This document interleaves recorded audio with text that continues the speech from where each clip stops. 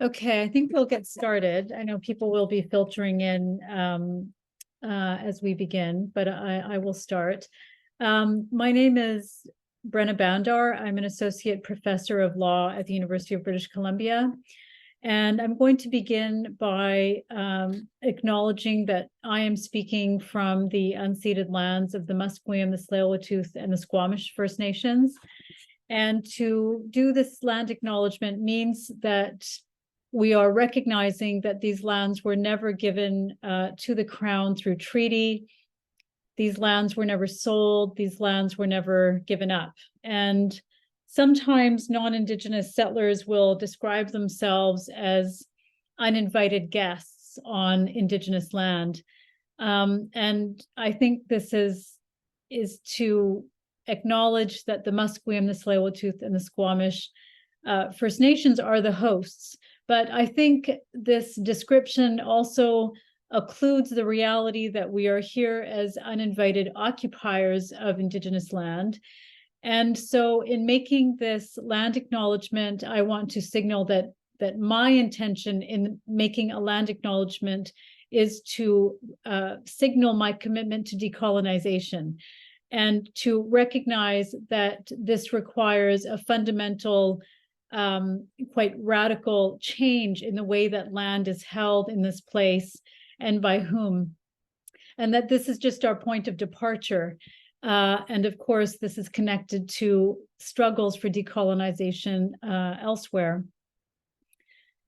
With that, I want to thank Kylie Broderick and Adil Iskandar of the Center for Comparative Muslim Studies, who are hosting and co-organizing this webinar. This is our fourth Decolonise Palestine teach-in. And I want to express my sincere gratitude to our three speakers today for giving up this time when demands on people who are engaged in Palestine solidarity work are quite intense. I'm going to introduce our speakers and then begin this roundtable discussion. So in alphabetical order, I'd first like to introduce Nicola Perugini, who is a senior lecturer in international relations at the University of Edinburgh School of Social and Political Science. Nicola is co-author with Niamh Gordon of 2 books on various aspects of international humanitarian law in the Israel-Palestine context, including Human Shields, a history of people in the line of fire, which was published in 2020, and prior to that, The Human Right to Dominate. And Dr. Perugini's work on quote-unquote hospital shields is of particular relevance to our webinar today. Our next speaker is Dr. Najib Safieddine, who is a thoracic surgeon and assistant professor at the University of Toronto. His academic role is focused on surgical education through a social justice framework. He perceives health through a political lens of liberation and has been involved in efforts to defend Palestine advocacy within medicine for many years, particularly since the start of the current Israeli war on Gaza. And finally, I'd like to introduce Dr. Ben Thompson, who is a kidney and general internal medicine doctor in the Toronto area. He has volunteered in the occupied territories of Palestine, both the West Bank and Gaza, since 2013. He teaches at one of the medical schools and performs clinical work as a field medic in internal medicine clinics and in Al-Shifa Hospital emergency room. He started a charity in 2013 to work with health officials to enhance medical education in low and middle income countries. Sorry, it's end of term. I want to just note that these are extremely abbreviated bios that each of our speakers have provided, and I encourage everyone to check out their work. Now, over the past 7 weeks or so, the world has witnessed horrifying scenes from Gaza.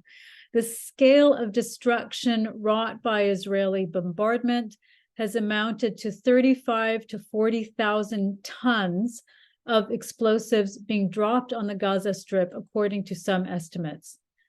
Up to 20,000 Palestinians have been killed by the IDF, with thousands more trapped and dying under the rubble of destroyed buildings. Thousands of Palestinians have suffered life-altering injuries. And this has occurred alongside the Israeli state's decision to completely cut off all food, fuel, and electricity coming into the Strip, which of course are the basic necessities for sustaining life.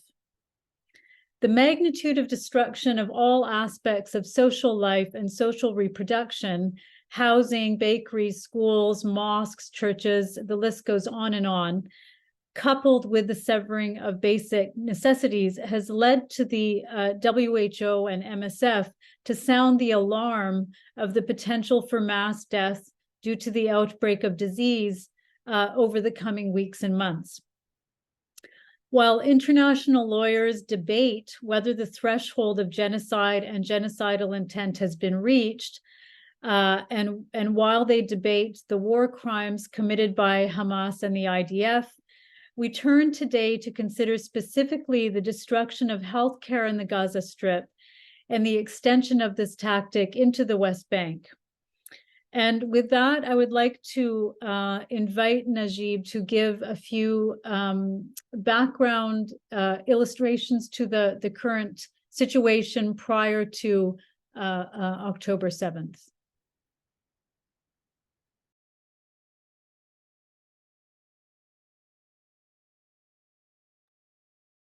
Can you hear me and can you see my screen? Perfect. Thank you for the invitation. It's an honor to be here. And I thought I would start with very few slides. I know the idea was to have some questions and base our discussion around the questions, which I think is great, but maybe a bit of a background would be very helpful. The first I would say is that, maybe not surprising to people on this call, is that we have to situate this within a political context. We're speaking about healthcare, but what's happening in Palestine and Gaza is not an earthquake or a natural catastrophe. It is colonial settler policy that's been there for 75 years and more. And just like it is in Canada, where more land and less quote unquote Indian, more of Palestine to Israel and less of the Palestinian. And so by the same token, an extension of that warfare is through economic and health warfare. And this is partly what we're seeing, in addition to the physical killing of Palestinians and maiming of Palestinians. And the rectangular red Shimon Peres speaking about Gaza specifically, where he justifies in his mind leaving Gaza due to demographic reasons. Obviously, he doesn't mention the resistance that's been in Gaza for many years. That is obviously partly to credit for the leaving of Gaza, but certainly in the mind of Israeli war criminals like Shimon Peres, getting rid of more Palestinians outside what he considers borders of Israel is very important. So what we see now is an extension of that same policy. We'll talk more about specifics, but just before this all started, in terms of medical supplies, medications, and so forth, 45% approximately of medications were at zero stock before this emergency started. So there is an intentional policy to have Gaza live on the brink of crisis, intentional policy to have precarity of medical and health conditions. So this predates, this is a war that's ongoing by different means. Because of this situation, Gazans are forced to leave Gaza to the occupying entity of Israel and to other places like Jordan and the West Bank. Thousands of them have to apply for permits to leave to get treatment. And as you can see, from 2014 onwards, and there's more data for further years, the number has tripled. And many are denied, particularly children and the elderly, the right to leave to get healthcare. And the ones that do leave at a later stage where sometimes their disease is beyond cure, beyond treatable. So there is an ongoing physical war to kill Palestinians by other means when there's when there are no bombs falling on Gaza and other parts of Palestine. The numbers are really staggering. Water is an essential part of life, of course, so the blockade prevents more than 84% of items needed to build a proper water sanitation setup in Gaza, and therefore 97% of Gaza's water is actually unfit for human consumption. 70% of Gaza Strip's children suffer from various ailments such as malnutrition, anemia, and weakened immunity. That is not to talk about mental health issues, which I'll come to very briefly later. I'm not an expert on mental health, but I'll just touch on it. Counting calories. So in 2012, WikiLeaks leaked documents from U.S. State Department where Israelis were speaking to their U.S. counterparts about making sure that they want to keep Gaza on the brink of economic collapse. In fact, data coming out of the Israeli ministry that was extracted through Right to Information shows that the Israelis were actually counting calories according to calorie counts that they decided were appropriate for Palestinians to have in terms of how much they would let into Gaza, leading to mass malnutrition and other issues. And again, precarity. So whenever war happens, within a few days, you're talking about a calamity and a catastrophe and starvation. So this is all by design. This is not by chance. So for those who don't know, 47% of Gaza's population are children. 2/3 of them are refugees. And so with the water crisis, in addition to deep poverty, the situation for children especially is unbelievable. There have been several wars. This is the sixth installation of of the wars. And the trauma is ongoing. There is no post-traumatic disorders. The trauma is ongoing. From an education perspective, 2/3 of Gaza's hospitals work on 2 shifts. But this, I think, doesn't just speak to Israeli policy about preventing the right to education in Gaza, but also the Palestinians' mythical resistance and insistence on getting an education to the point where their teachers and students go through 2 shifts a day in barely properly stocked and prepared classrooms to get an education, despite the conditions imposed on them. 95% of children in Gaza in 2022 showed symptoms of anxiety, depression, and trauma. As Bob Marley in his famous I Shot the Sheriff song, it's not enough to kill Palestinians, they also want to kill them before they come to life, before they grow. And so this 2-minute video has some data from Visualizing Palestine on the condition of pregnant women in Palestine, in Gaza specifically. Can you hear the background?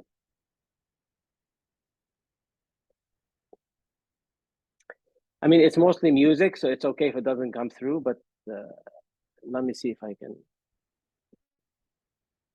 Just a second. Maybe if I remove my earpods, probably.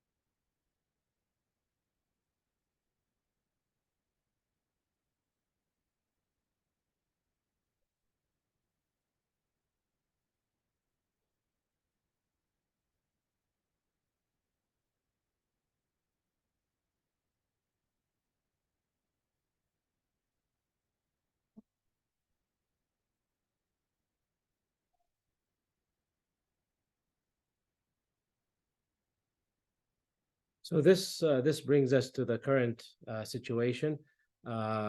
These numbers are sadly out of date. There are more than 204 healthcare professionals who have been killed.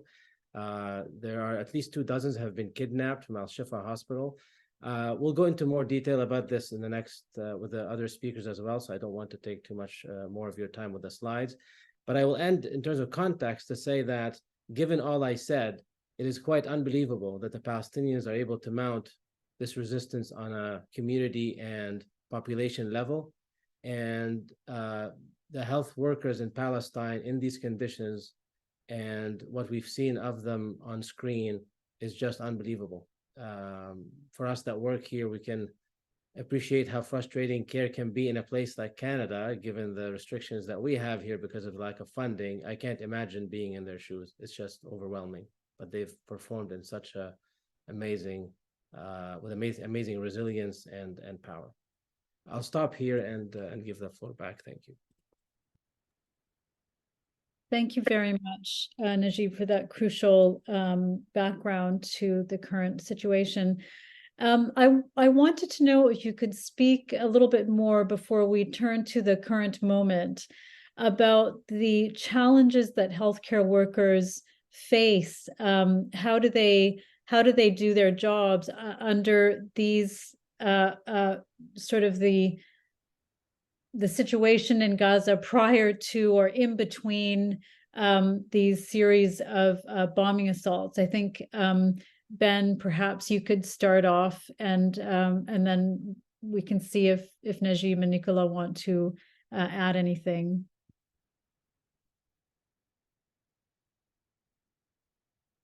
I think you need to unmute, Ben. Yeah, I'm just going to share my screen, and I'm wanting to show you a photograph of someone that I think can demonstrate some of the challenges when there's not. Here we go. Can you see Dr. Hassam El-Shire? Are you able to see him? Yeah, so I met Dr. El-Shire on my first visit in 2013, and I think he demonstrates one of the very common challenges we see in one of the aspects of the healthcare system, which is human resources. When the siege was escalated in 2007, it meant that physicians who were already working in the Gaza Strip were not able to get out for additional training. So Dr. El-Shire was working as a family physician, and the day that he learned that he was not allowed to go outside Gaza for additional training, he was told that he was going to be taking care of patients who had kidney disease on dialysis with no additional training. Since that time, he has applied multiple times to go outside of Gaza to have additional training so that he can skills and become quite, skilled at taking care of patients, but he was unable to do so. Now, that's part of the reason why we set up a charity to train people and enhance the education program, but that is just one of many challenges. Dr. Najib mentioned the chronic shortages of medications and supplies, and that can easily be illustrated by the October 12th bombing of the Al Jura Hospital, the Children's Hospital in East Gaza. That was struck with white phosphorus, which is a chemical weapon which causes intense, deep burns. Under normal circumstances, those burns would be treated with gauze and intravenous fluids onto the burns. But in times of shortage, like during times of war, my colleagues who are managing those burns are telling me they're trying to do that with no equipment. So these children have an exceptionally high level of suffering. They don't have anesthetics, they don't have painkillers, there's no IV fluids or gauze to treat these burns. So they're getting massive amounts of suffering and debilitating injuries, which will need treatment for life, just as a result of the lack of healthcare supplies. So I hope that illustrates part of the challenge.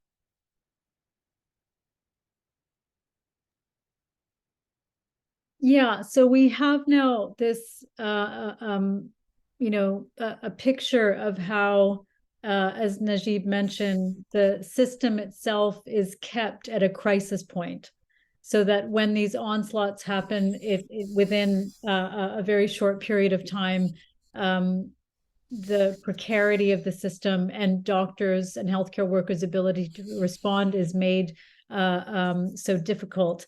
I see your hand up, Najib, so you can respond. I also would like to know if you can talk about what the capacity for rehabilitation has been for patients in these intervening bombing campaigns and wars on Gaza since 2006.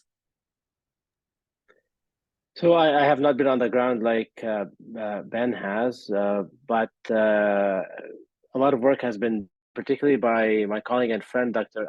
Ghassan Abu Sitta, who many of you may have heard of course. And the Great March of Return, for example, is a very good illustration about the cumulative effect of injuries that last for decades to come.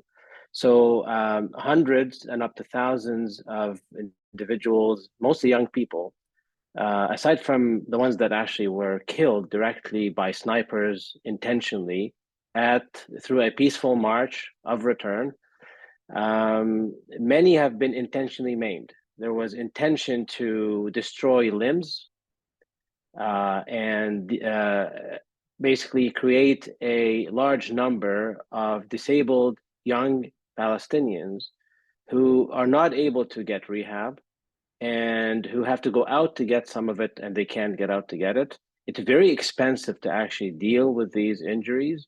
Aside from the surgical costs, the rehab costs are ongoing. The mental and psychological impact and trauma, and basically taking these individuals out of the workforce, out of their futures of productive work, and being able to help their families. You can imagine that these, some of them may need 16, 17, 18 surgeries.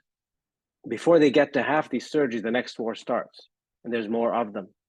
So you're creating basically an army of debilitated and disabled young Palestinians who may be the only breadwinners of their families.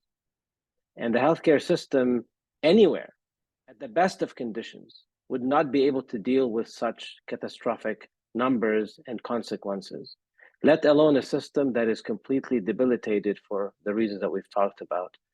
I think it's almost hard to explain. It almost is. I mean, Ben, please feel free to jump in because you've seen it on the ground. So I invite you to maybe make a comment here. I think Nicola had a comment, and then Nicola, if you wanted to jump in. I can leave it if Ben wants to Sure, add directly to that. Sure, Happy to go after him. Yeah, Ben? Sure. I just want to share, you mentioned rehab of complex injuries, and I think that's an important thing to mention. I wanted to show you a couple pictures that are relevant to that. Are you able to see the picture on the left of the hospital? On the right, there's a man. Okay, so the picture that you see on the left, in 2014, when I was in Gaza then, I met with a man who's on the right named Dr. Medhat. He's actually a dentist, but he was working as a physician in rehab at the only complex rehabilitation hospital in Gaza at the time, called the Wafa Hospital, which was bombed in 2014. He was committed to rebuilding it. And so with a number of international donors, he rebuilt the Wafa Hospital in another location, and immediately adjacent to it, actually, he built a seniors care home. And so November 17th of this year, Wafa Hospital, as well as the Seniors Living Center, were bombed, killing many. And in fact, Dr. Medhat was killed in that bombing. And this would have been the facility where potentially dozens of patients could have had their complex rehabilitation needs met. Now, I think we know by the number, we're talking tens of thousands of people who were one Wafa hospital would not have been anywhere close to being able to be. Sorry, Ben, you just cut out for a minute when you were mentioning the numbers. Could you just repeat that, please? Yeah, so there's been tens of thousands of people who've been injured as a result, over the last 6 weeks. And thousands of them will have complex injuries requiring long-term rehabilitation. So one WAFA hospital would have been insufficient to meet their needs. The amount of humanitarian aid that would be needed would be more than the entire functioning healthcare system of Gaza could meet. And since the system is completely broken and destroyed at the moment, there's no way that these people can have any significant amount of their healthcare needs. I think as well, I wanted to show you another picture, which you mentioned the Great March of Return. So I was a war medic at the Great March of Return in 2019. I was part of a team of 4 that went out in between sniper fire and machine gun fire to attend to people who had been shot. All of the guns were on Israel's side, and I didn't see a single gun or a weapon on the Gaza side.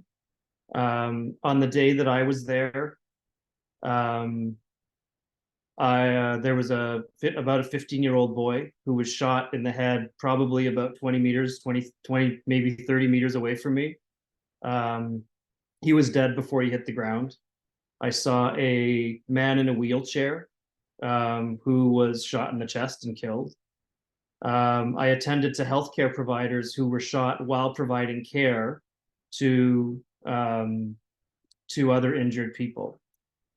On return to Canada, I actually provided testimony to the International Criminal Court. The judge at the time, Dr. Fatou Bensouda, subsequent nation's investigation did find that the Israeli military was guilty of war crimes as it relates to targeting of journalists, healthcare professionals, disabled, who were clearly visible as such. So it's, yeah, anyways, just wanted to add that. Thank you.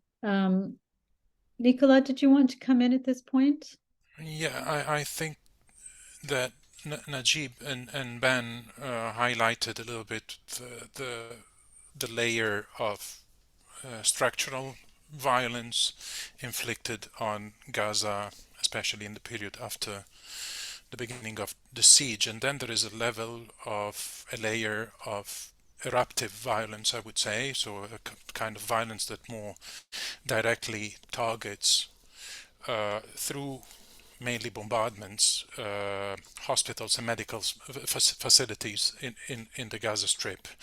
And this layer of eruptive violence has been constant since 2008 and 2009. So Israel's widespread destruction of medical infrastructure in Gaza first occurred in 2008-2009 after the disengagement. So Israel was not in control anymore of the layer of the territory, so bombardment from the air. So in 2009, when 8 and 9, when the Israeli army damaged or destroyed 58 hospitals and clinics, in addition to 29 ambulances. It also killed 16 medical workers and injured 25 more. In 2012, in that aggression, 16 hospitals and clinics and 6 ambulances damaged or destroyed, and 3 medical workers injured.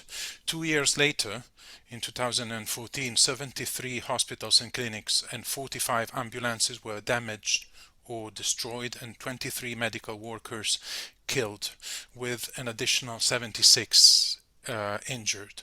In 2014, also talking about eruptive violence, the Israeli military also used the so-called double tap procedure and multiple consecutive strikes on a single location, which basically led to an increase in civilian casualties, because this double tap allows for the maximization of civilian casualties. Then in May 2021, Israeli airstrikes damaged 33 healthcare centers, including the main COVID-19 laboratory in Gaza, and at least 2 prominent doctors were killed at the Shifa hospital.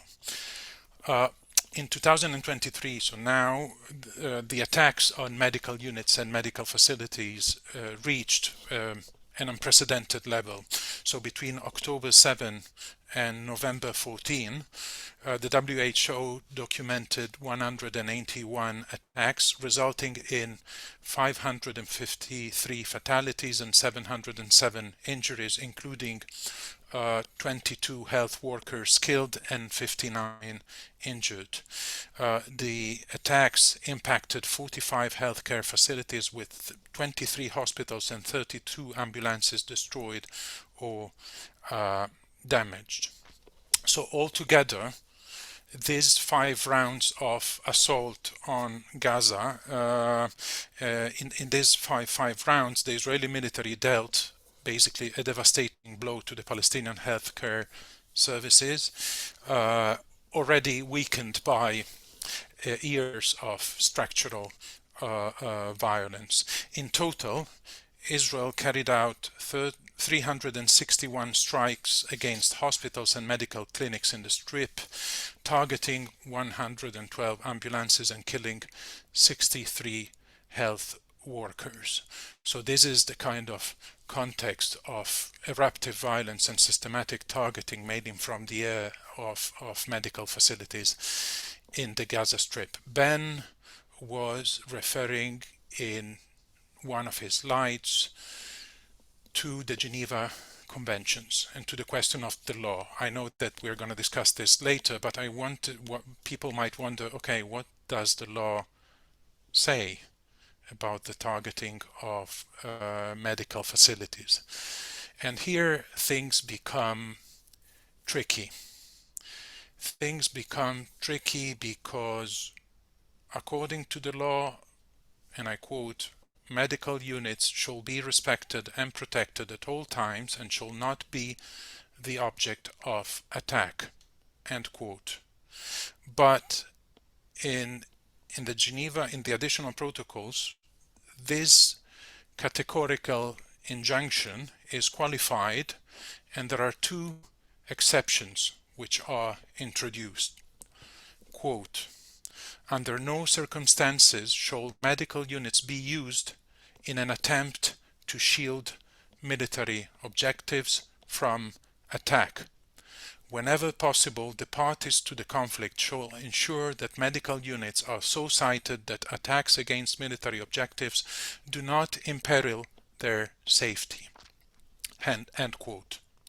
There are, in other words, 2 situations in which, according to the law, and here things become tricky, a medical unit may lose its protections and become susceptible to attacks if it shields combatants or harbors weapons, and if it is located near a military target.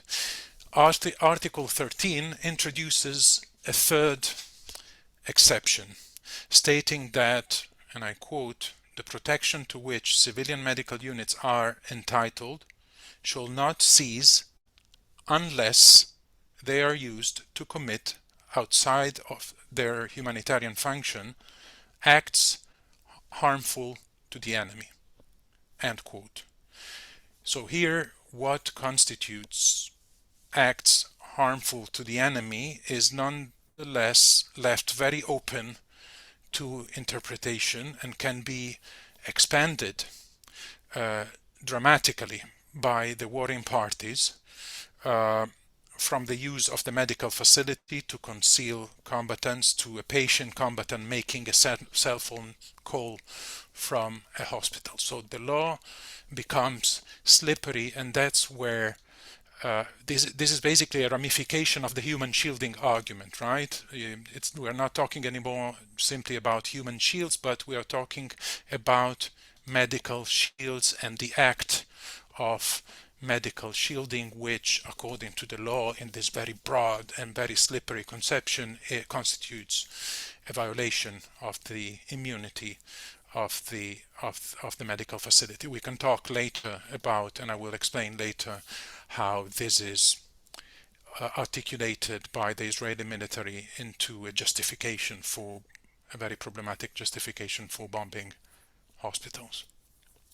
Okay, before we get into the legal quagmire of these exceptions to the general prohibition against the bombing of hospitals, I was wondering, Najib, you've raised your hand already, and also Ben, if you could, if we could just speak about the wider political landscape of targeting healthcare facilities in these moments, and also how you understand the legal framework of international humanitarian law, but coming from healthcare, a medical perspective, if that makes sense. Because in this conflict, in this war on Gaza since October 7th, so much of the discourse has been cast in a legal framework, almost to a disturbing extent in some ways.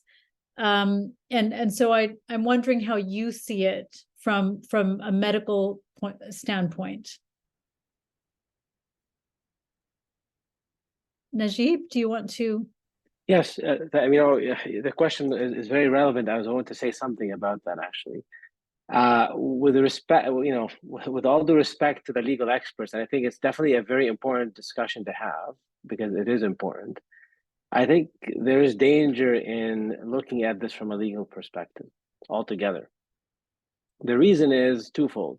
Number one, we can first say that as far as Shifa Hospital, which has been in the news very specifically related to being on top of some major military base for the resistance and so on, which has proven to be completely false, and the way they're trying to disprove it or to prove it has become so farcical and the butt of jokes. I'm not going to get into that too much. It's almost laughable. It is laughable. The legal question to me is a bit problematic. It's very problematic actually for two reasons. One, we know that the International Criminal Court and other courts that are related to this have had many statements and positions on many things related to Palestine that have had almost no impact on Palestinian life, death, destruction, and occupation. So from a practical perspective, courts in the end are political entities in many ways, especially international ones, and they will their ultimate decisions on anything will relate to the powers that be who can actually implement their decisions or act on.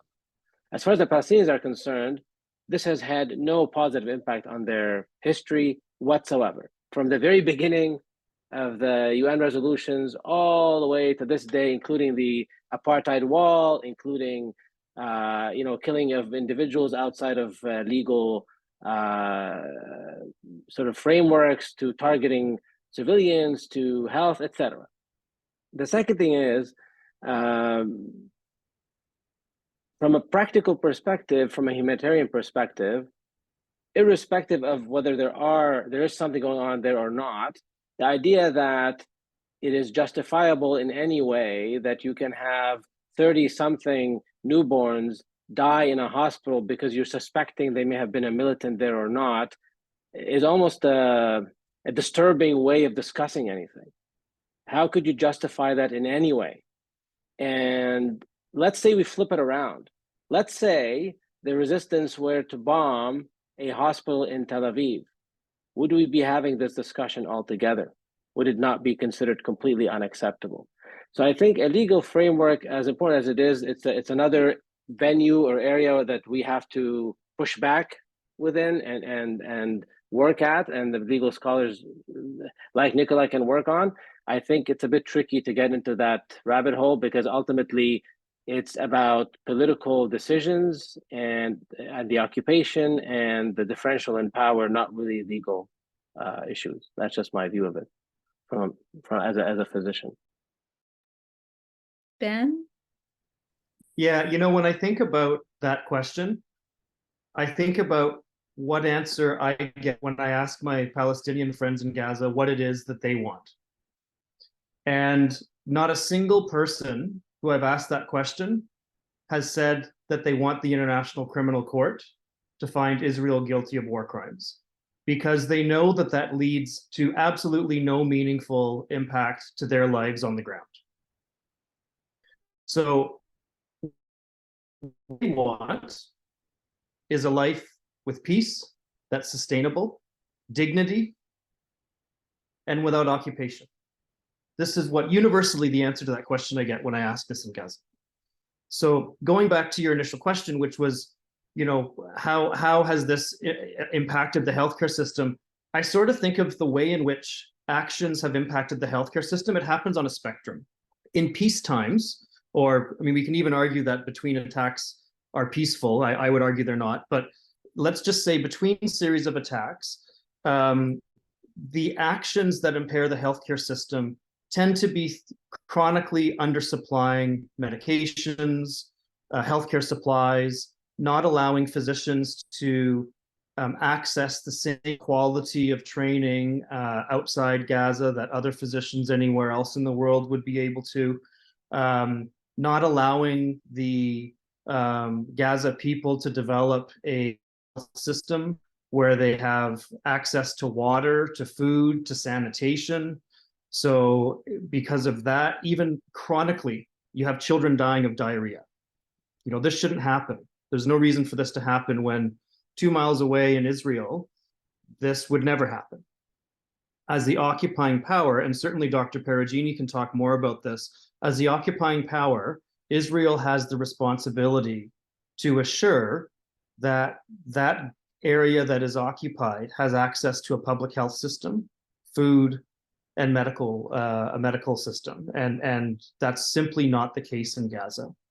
Now, when I said there's a spectrum, there's at the other end of the spectrum is what is hit during attacks.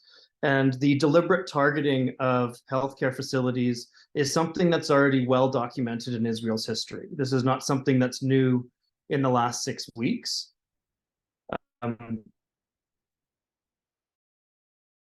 There have been over 300 attacks to Gaza, and dozens of healthcare providers who were left to tend for the remaining injured people in hospitals have now been arrested and are being interrogated by the Israeli military.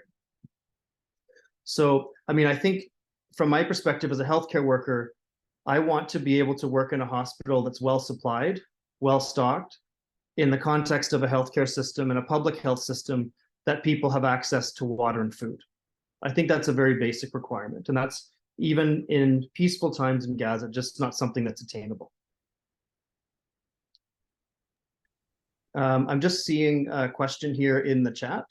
I'm going to keep us on track with some of the themes that we had that I'd like to try and get through as well. So I just wanted to turn before we get now we can turn into the legal avenue of discussion, but I wanted very specifically to ask you to address, and perhaps we can start with the doctors and then go to Nicola. But the Dr. Ghassan Abu Sitta, who's been referred to in our conversation already, in his testimony recently at the ICJP press conference, since leaving the Gaza Strip, has spoken about really horrifying levels of suffering with the clear evidence of the use of banned substances. Ben, you mentioned that earlier with phosphorus burns, etc. The absence of basic drugs, so the absence of anesthetics that eventually made surgery impossible. And all of that, along with the with the humanitarian catastrophe that's unfolding, foretells a very nightmarish scenario of preventable death and debility on the horizon now. And I was wondering if you could speak to this in your capacity as medical doctors, and Nicola, if you could address this aspect of the international humanitarian legal framework. So expanding it beyond the direct bombings of the hospitals to the wider crisis of death and debility and disease in particular.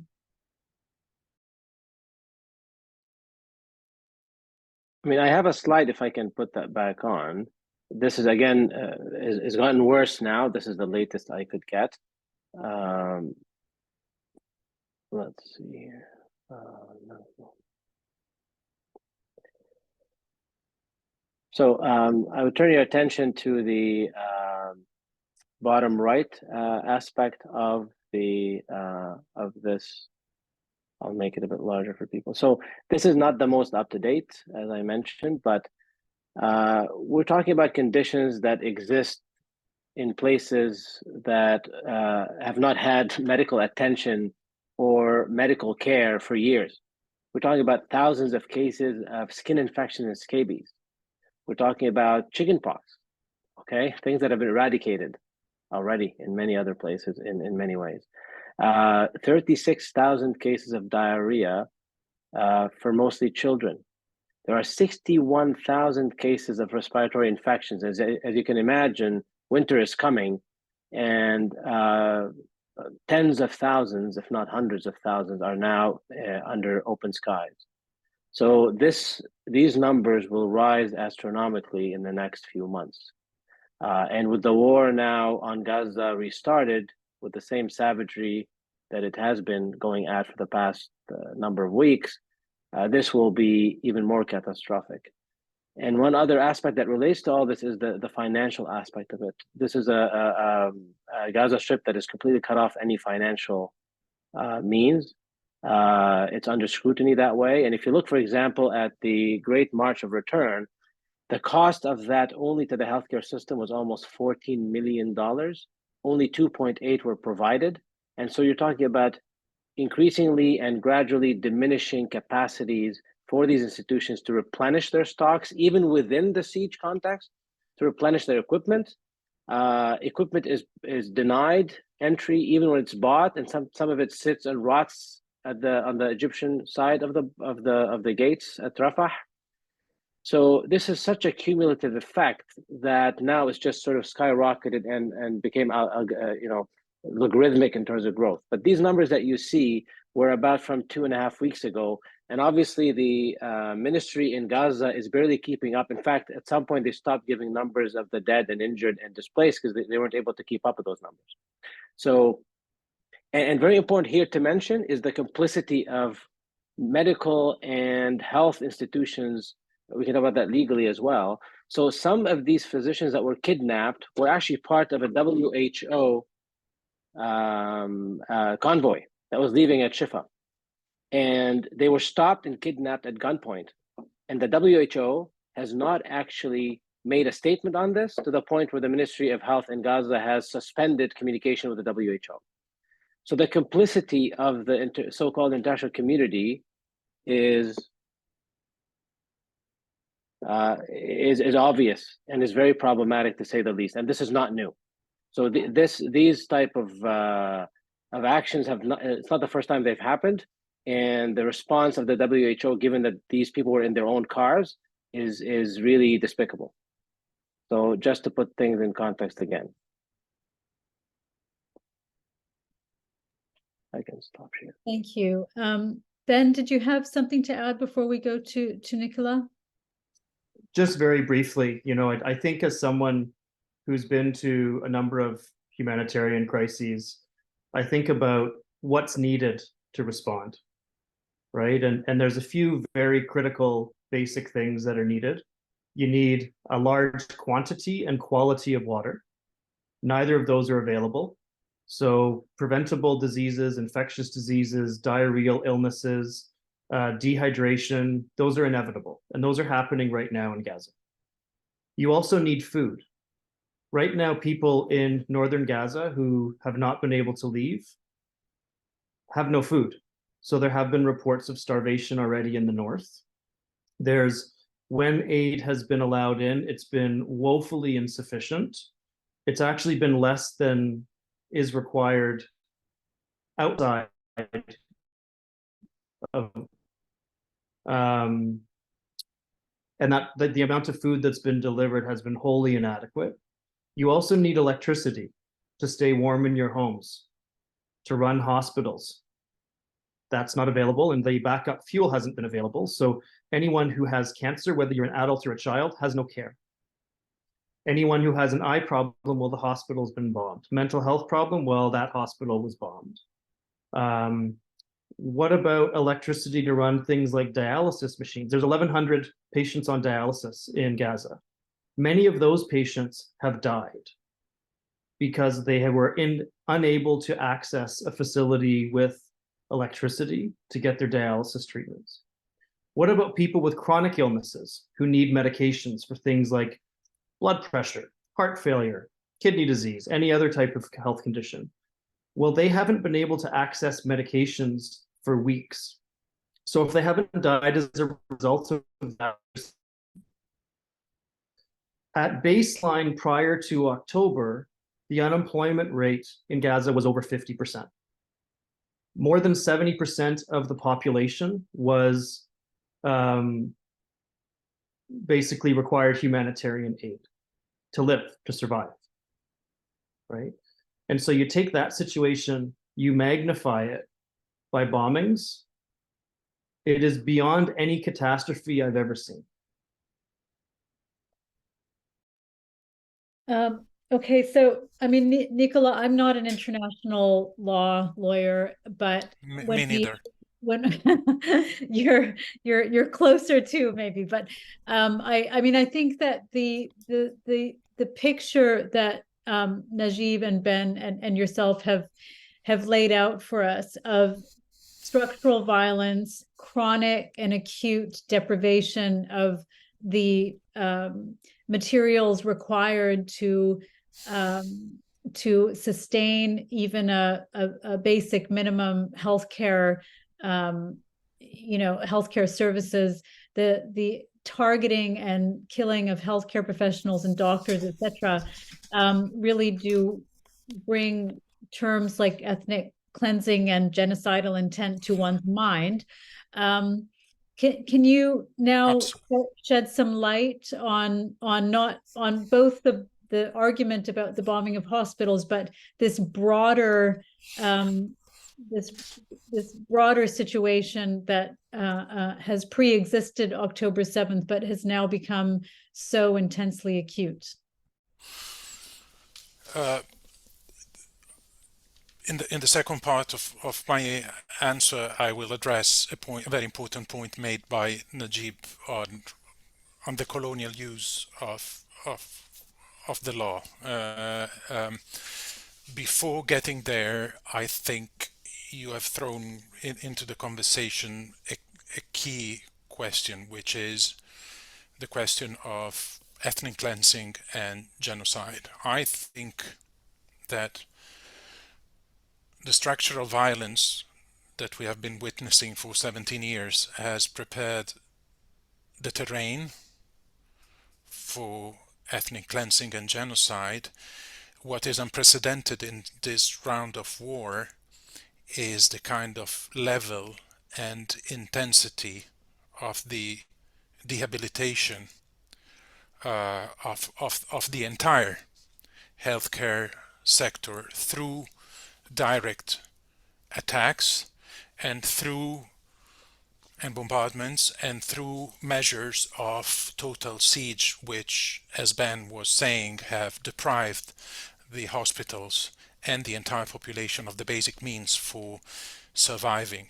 So I think that what is going on in this round of assault on Gaza is the final push in the direction of genocide and ethnic cleansing. So we should understand the switching off of more than 20 hospitals out of 35 and through the bombardment and through other measures as the key in relation to other measures and orders and operations carried out by the Israeli military. So this started with 1.1 million people in the northern Gaza Strip receiving an evacuation order, which is the beginning of ethnic cleansing. Those who remained, several hundred thousands, were framed as close to terrorists or as human shields who were forced to stay there. Therefore, their killing was made more palatable to the legal mouths. And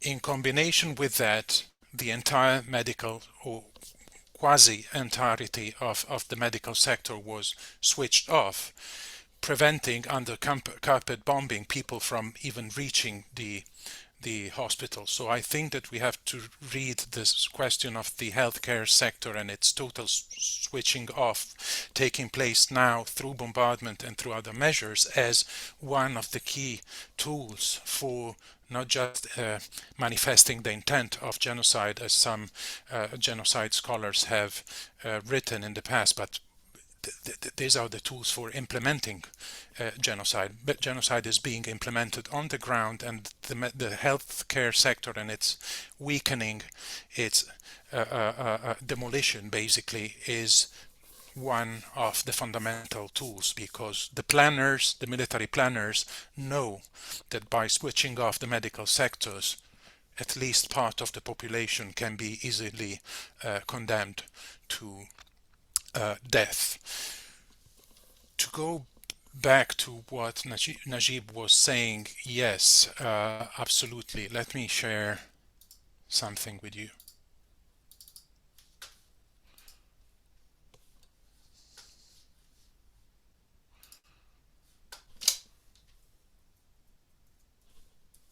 So this is Italy in Ethiopia, 1935, in a colonial war.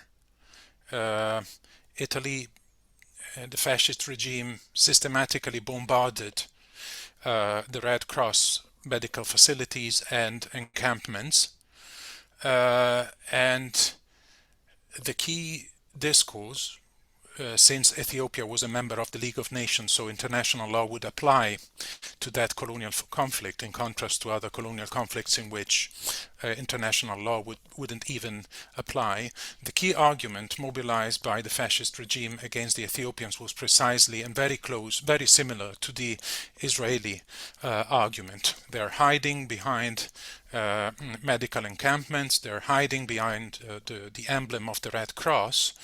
They don't know the laws of war. They are the uncivilized, they are the barbarians hiding in a people's war behind the medical emblem of the Red Cross. This is very similar to,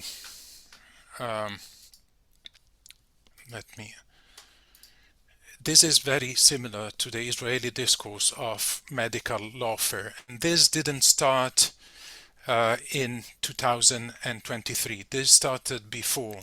It started mainly in 2014 when the Israeli military started publishing a series of infographics about medical facilities in Gaza. So this is one of the infographics. The image depicts an elevator operating panel showing the different floors of the Al-Wafa Rehabilitation Hospital in Gaza.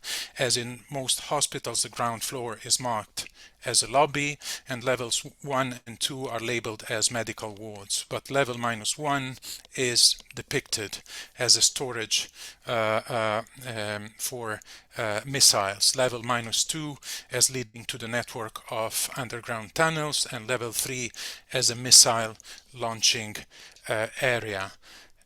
This kind of imagination and popular interpretation of colonial popular interpretation of the law, which is very similar to what the Italians did in Ethiopia until 35, was picked up also by mainstream media. So this is a cartoon in one of the mainstream media in Australia. It was published 5 days after the infographic of the Israeli occupation forces were published on the social media of the IOF.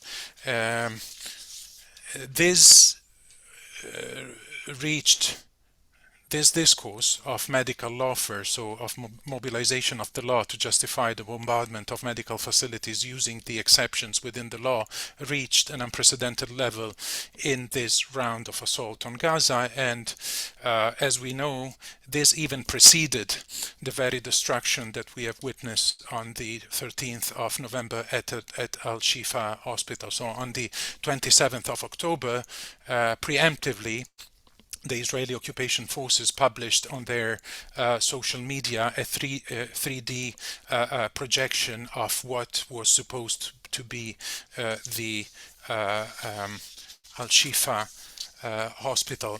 Why do I call this discourse of medical lawfare? Because medical lawfare is what we could define as the accusations in the context of healthcare, normally suggested that combatants intentionally hide in hospitals, clinics, and ambulances, or among medical staff. After a warring party targets healthcare facilities and staff, it deploys medical lawfare to accuse its enemy of using them as shields. Of course, this needs to be understood in the asymmetry of a colonial context like that of Palestine, in which the law is mobilized by the powerful actor in order to justify crimes which are part of what we have discussed at the beginning of this round of conversation as forms of genocidal retribution. So absolutely, Najib, this is very problematic. We have to understand, and we might discuss if the law is irrelevant completely, if we need to continue doing the work of debunking it and explaining, since this is so powerful and this is so popular that the mainstream media completely constantly parrot, right, the medical lawfare accusations mobilized by the strong. And this is not just Israel and Palestine. This is also the Saudis in Yemen. This is also the Syrian regime when they target hospitals in the Syrian, or the Iranians or the Russians when they target hospitals in the context of Syria. And this is also this is an argument which is deployed quite systematically on a global scale. So yeah, I think I'll stop here. Thank you, Nicola. Just before I turn to Najib, yeah, I think it's important to recognize the relationship between international law, international humanitarian law discourse, and our political struggles, because those two things are very much intertwined with one another. And I think that there are, political uses to the law in terms of raising political consciousness about what is actually happening there that are quite important. It also takes us to another topic that I'd like to turn to in a minute, which is about the complicity of our own governments in everything that you've been speaking about for the last hour. And so Najib, you had a specific comment in relationship to that, and then we can turn to discussing the actions that we can take to hold our own governments accountable. Yeah, thank you, Nicola. I guess two things. One is that my comment about the legal aspect is not by any way suggesting that we should abandon that space to pro-Zionist and colonial discourse. On the contrary, actually, it should be fought within that space. So I agree with you on that aspect. But my comment was more about, obviously, the implementation of law depends on the force that's behind it. And the unique situation for Palestine, I would say, that distinguishes it from all the examples that you've talked about is that it is on the wrong side of the West. So the discourse in the media and in the West when it comes to Syria, Iran, or Russia is clear. In Palestine, despite the fact that it is the most documented by far on live screen, the discourse is not that. So again, there's this exception for the Palestinians that is so outright in your face, that is so problematic. But certainly, yeah, we should not abandon that space whatsoever. So that's just a comment on that aspect. So the two topics I'd really like us to discuss in the remaining time. One is what I just mentioned in terms of the complicity of our own government. So 3 of us on the call are in Canada, or so-called Canada, and Nicola is located in Scotland. But for those of us who are here, we know that the Canadian government has both international legal obligations and domestic law obligations to denounce genocide and ethnic cleansing and war crimes, and also to hold to account any Canadian citizens who may be participating in the commission of war crimes.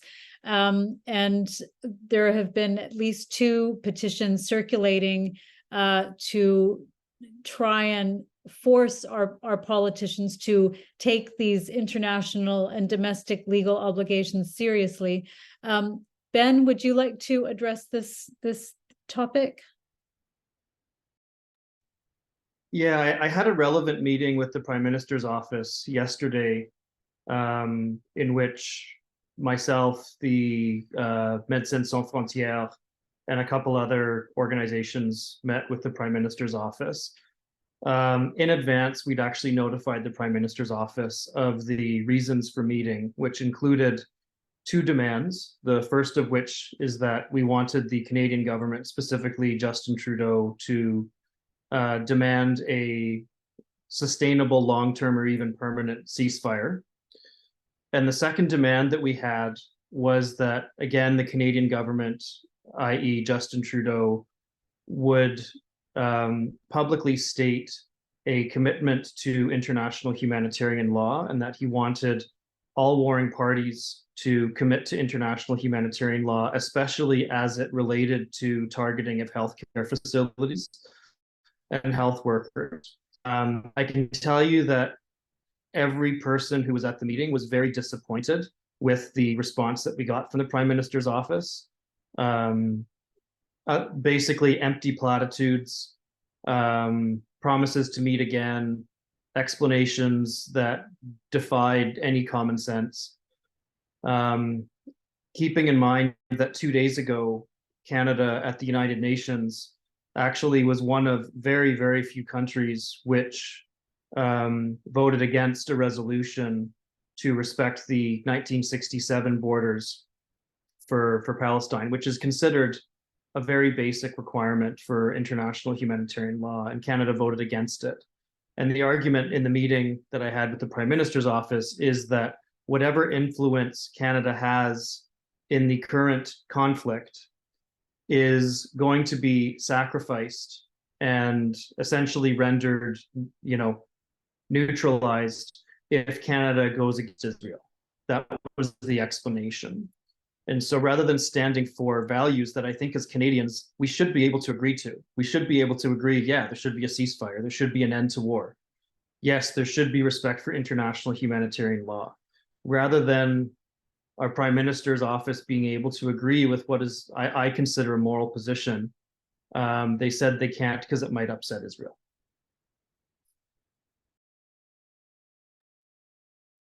Thank you. That's sobering, if not depressing. Najib, did you have anything to add to this? Yeah, maybe just a quick comment. I think within the Canadian context, it's a bit difficult because this is a settler colonial state. So as we speak, from a health perspective anyways, in Ontario, many Indigenous communities don't have running water, speaking of water and clean water. So it almost seems, I don't want to say pointless, but you're telling a government that continues to dispossess Indigenous people right this moment, arrests land defenders, continues to deny basic land rights, not even within treaties that were misinterpreted and on purpose, and obviously the legal system was weaponized against the Indigenous people, even when there was no ceding of land. They're still fighting for it. So the Canadian position is compromised from the very beginning, and not to say that their position on the issue of Palestine has been despicable and shameless all along from the very beginning. Now it's just become more outright hostile. So yes, we still have to fight in this space because this is where we live. Although, and you may speak about this in a bit, but the targeting, it's not just supporting the basic rights of Palestinians, but the targeting of people here that are just speaking out against it has reached levels unprecedented in a sort of a McCarthyist, Kafkaesque way of targeting people. Many of us on this call, and Ben, I think you're okay if I say that you're a clear example of that, and many others within the medical field, let alone others in academia. So the Canadian position to me surprises me not one bit. Yeah, I think that's a crucial connection that you drew with the fact that we are located in a settler colony. And one of the UN resolutions that Canada recently voted against, again, only one of 7 countries, was not just about ceasefire, it was about natural resource extraction. You know, and so we can see such a clear link between Canadian interests and their position on Israel-Palestine. Before we turn, and that's the last question that I wanted to get to, which is the targeting of healthcare professionals who are speaking out against what's happening to Palestinians. Nicola, did you want to add anything about the state of politics in Scotland around, because your state, given your given Hamza Yousaf's familial connections, has been somewhat. Yes, Scotland is a little bit of an exception, but as you know, Scotland has no autonomy on foreign policy. It's one of the areas of devolution which still keeps Scotland connected to London. London is depressing, as you know. Both Conservatives and Labour, Starmer completely supported the siege and spoke as a lawyer as if the siege and total siege were an acceptable legal measure. He was challenged by a group of us through a letter, and then he said that he has never said that the siege was legal, but you know, there was a recording and in which he was saying that that was legitimate self-defense and that cutting water and electricity and everything was totally fine according to the law. 2.5 weeks ago, I sent an email to my MP asking him why you're not supporting a ceasefire.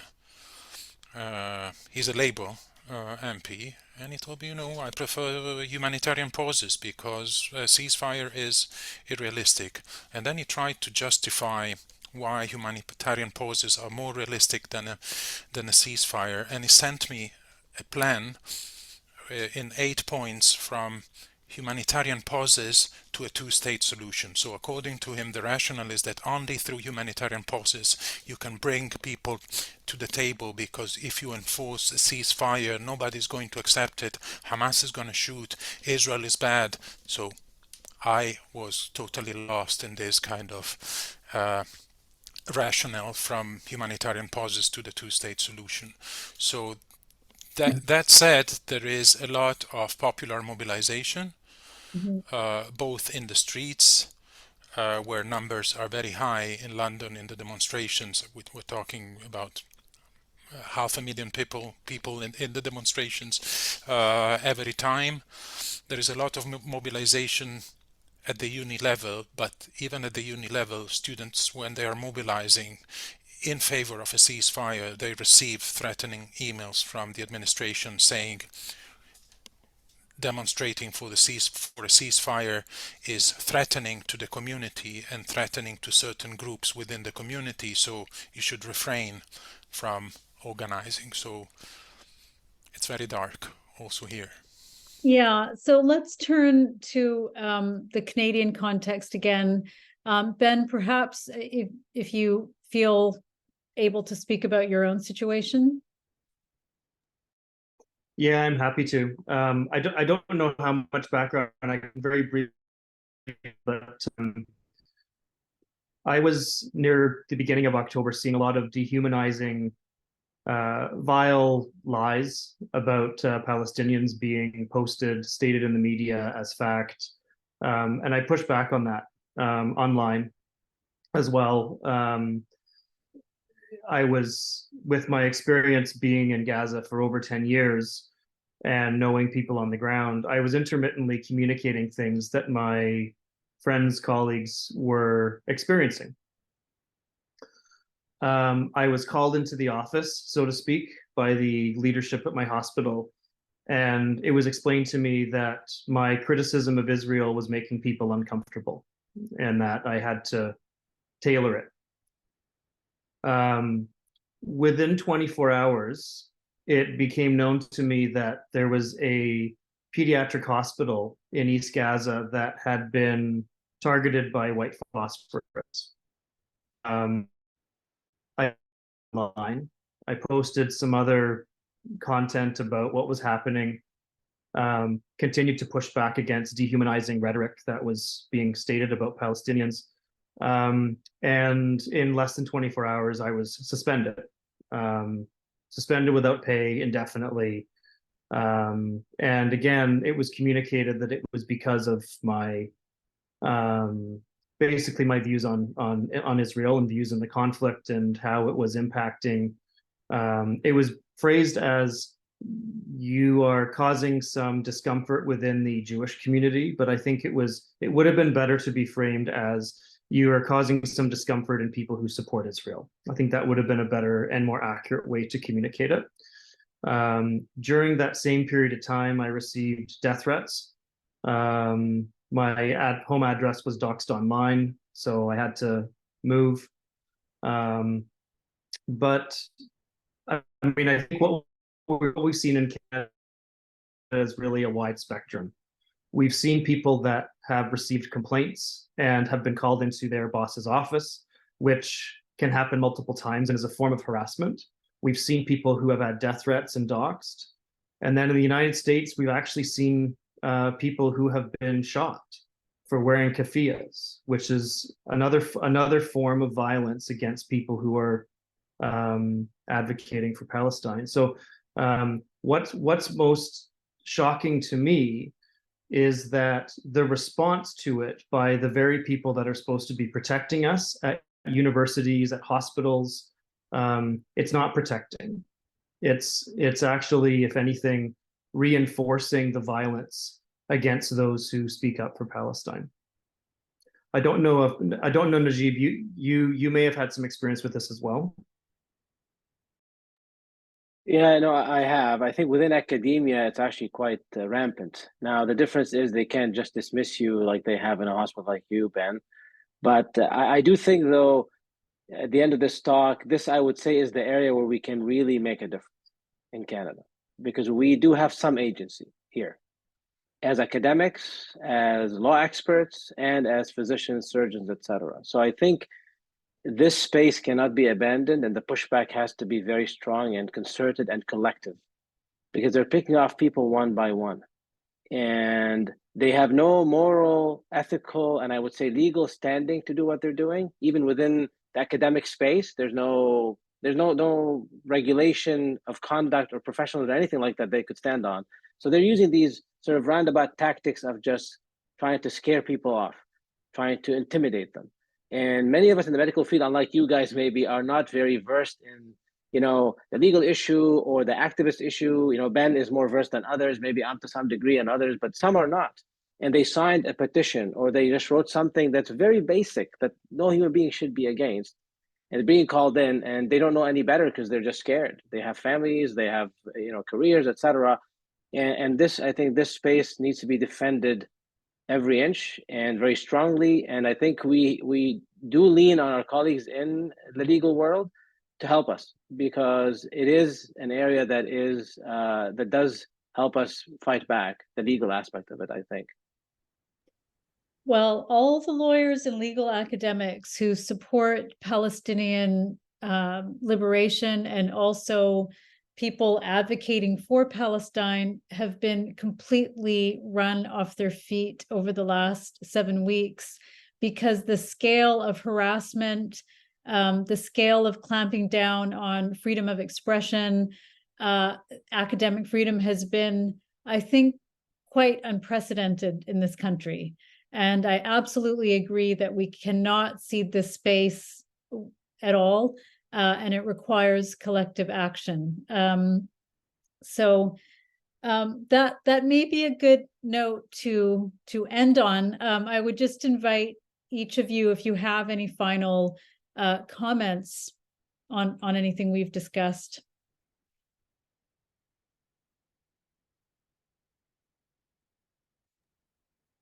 I'll just send a salute to our colleagues in Gaza, to be honest with you. I don't know how they're doing what they're doing. And I think at the end of all this, we have to remember that these people have done things that are just beyond human capacity. And I would end by sending a big salute to them. They are people that we learn from. And we hope that if one day we're faced with what they're facing, we can rise to their moral compass and moral standing. Yeah. And that Palestinians will be free. I think that's the biggest message. They will be free. It's a matter of time. Mm-hmm. Yeah, that's a brilliant note to end on. Thank you very much. I just want to again give my heartfelt and sincere thank you to all of you for taking the time to share your reflections and your analysis and your experience on the topics that we've covered. Thank you to everyone who showed up, and we will circulate the recording of this session so that others can view it who weren't able to make it. So many thanks again, and I'm going to end the call now. Thanks a lot, everyone. Thank you, Brenna. Thank you, everybody. Bye, Najib. Bye, Ben. Thanks so much for organizing. Thank you for inviting us.